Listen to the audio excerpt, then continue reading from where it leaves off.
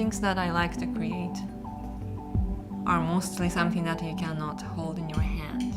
Something like music or performance that happens only once. And I don't know why I'm so attracted to things that can disappear so quickly. But that quality is so important. So initially, when I first arrived in Water Valley 14 months ago, I was expecting this place to be like an artist in residency and just work in an isolated environment. I had the composition in mind that I wanted to work on. I was just working on it every day until I started to discover inspiration in town.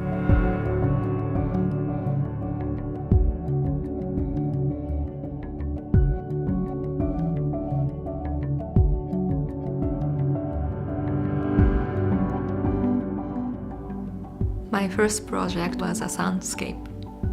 What I did was to go around with my recorder and a microphone and collectively trying to give an impression of this town.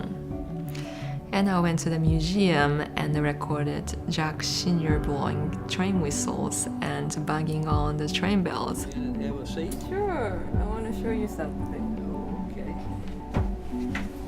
So I went to see John Davis. This wire that you're using, Yeah. that may be what you really want to do. But I have some small stainless steel Okay. wire. I'll give you some. So while I was looking for a good sound to collect, I met lots of people. It became a whole afternoon leading to the next day. These people telling me about their personal stories or story about the town.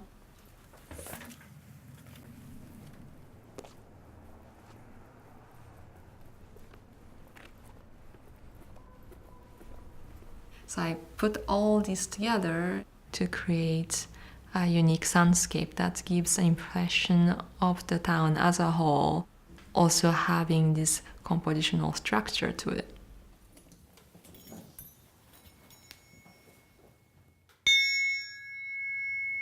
So these are from train tracks.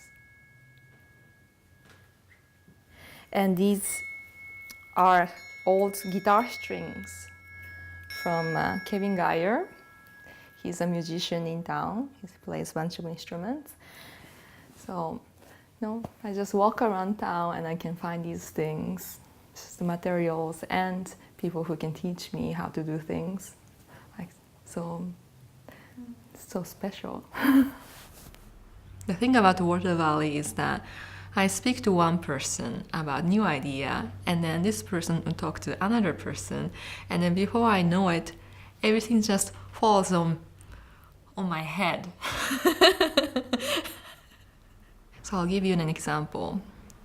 So one day I invited Snooky and Mary Lou for lunch, and when they're leaving, Snooky says, I will give you an opportunity that you rarely get.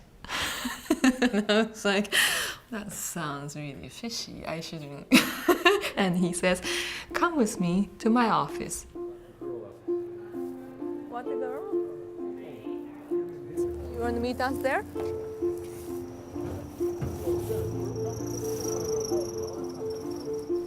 I mean, I've got a closed office, so it's cluttered.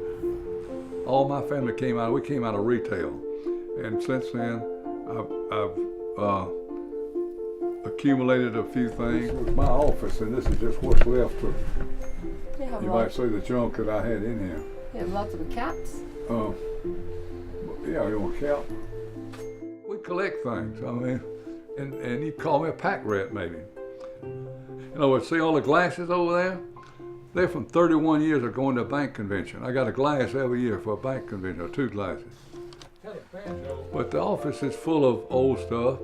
In other words, in my home, I have U.S. Grant's dining room furniture. Electric chord organ. Is this an accordion?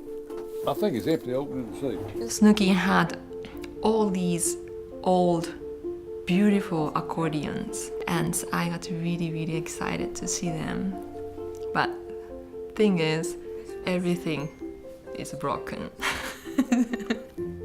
We didn't consider them junk. We consider them something that could be used by someone.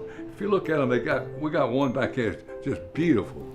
What do you call that thing right here? Those are keyboards. So in the end, I picked one accordion, German-made, possibly 100 years old, and I would say 85% broken. The other one is more functional, Italian-made, full-size accordion. That's how they came to my house. Now, what happened is that for 2 nights I could not sleep. It felt like they are injured old dogs that I had to take care of, and I wanted to save them, especially the German-made accordion later we named Annette. She was falling apart. It felt like it was her last breath. Even if I had restored them, they wouldn't have been in their original state. There's going to be something always broken. And then I realized that there is another way to give them another life. So I decided to use all the broken notes, all the crumbling down parts of the accordion making all kinds of strange noise. That became the core part of this composition.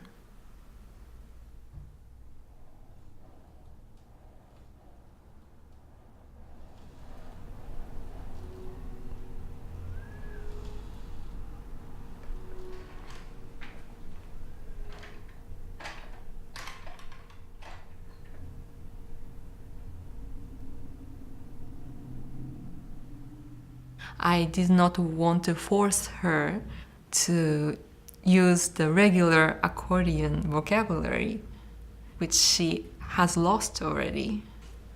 So this composition is really about what she can do in her present state, the broken state. It's going to be probably her last performance. So I'm still not sure if I'm the right person to be owning these instruments, but at least I can make them go up on the stage again and shine for one last time. So I'm preparing for this event called Evening with the Broken Accordions and people who love them. The Snooky now goes around and tells everybody that I stole his accordions. For me, it feels like these accordions were dropped on my head by Snooky. So we have disagreement on this. It has been a process of a big discovery, using different kind of sounds that this accordion can create without conventional pitched sound. Her bellow is not in a very good shape. The air leaks and sometimes it sounds suffocating. But that's the sound that I play with a lot. With that, I'll add some other noise like key clicks and bellow rub. So combined together, it creates a very unique sound. There's a lot more thing that I can do with this instrument because she's broken. And this is a very important event for me because of how it's organized. As a composer, most of the presentation that I do is at a concert setting where only the elitist audience participates. But here it's different. It's different because people that I met in this community all helped me through this creation. So it is not just about the composition that I wrote.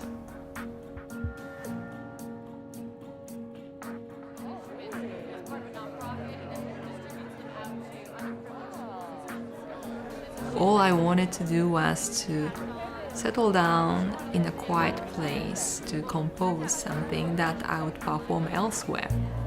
That's all I expected to do. And it turned out I can actually get the inspiration of the town itself or people who lives here. So this is a big change for me.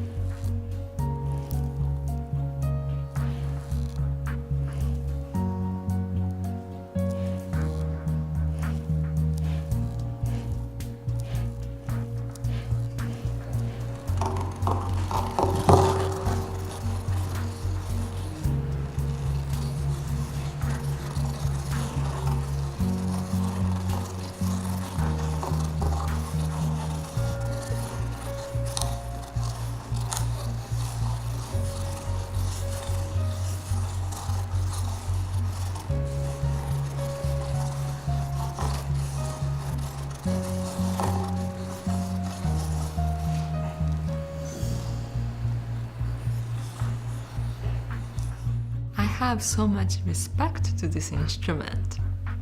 Something similar to what I have for a person who's 100 years old.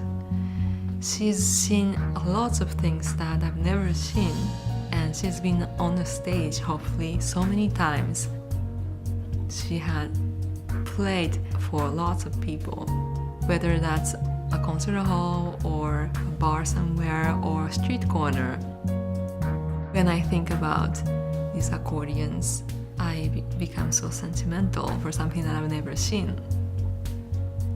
And because of that, I cannot help but treat them like human beings.